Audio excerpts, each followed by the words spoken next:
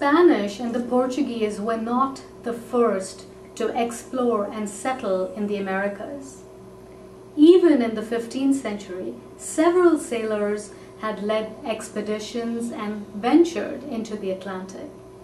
However, it was Columbus who opened the doors for Spain to establish colonies in some of the most lucrative areas.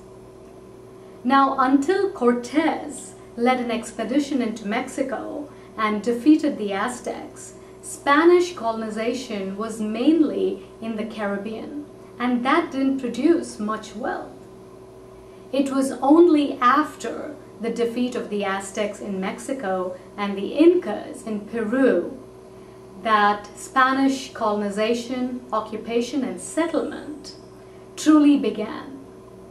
And thus the viceroyalties of New Spain, with its capital in Mexico City, and the viceroyalty of Peru, with its capital in Lima, were established.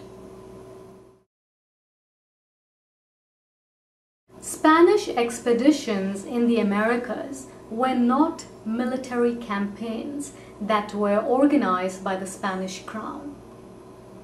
Typically, an expedition or entrada was privately funded and led by a person seeking status and wealth. The Spanish monarch did not provide any direct support to the expedition leader or el adelantado.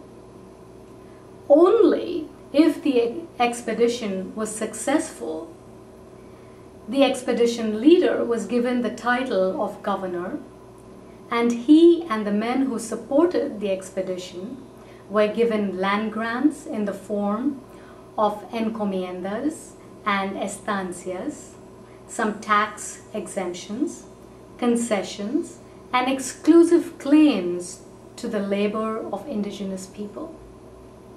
In other words, the crown simply gave official sanction to these privately funded enterprises.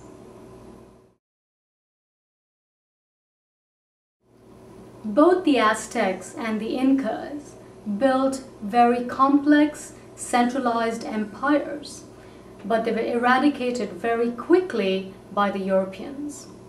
Europeans, of course, had an advantage because they came with better weapons, gunpowder, horses. However, the major cause for the death of indigenous people in the Americas was not forced labor or war, but European diseases. Diseases such as smallpox, hookworm, malaria, for which indigenous people had no immunity.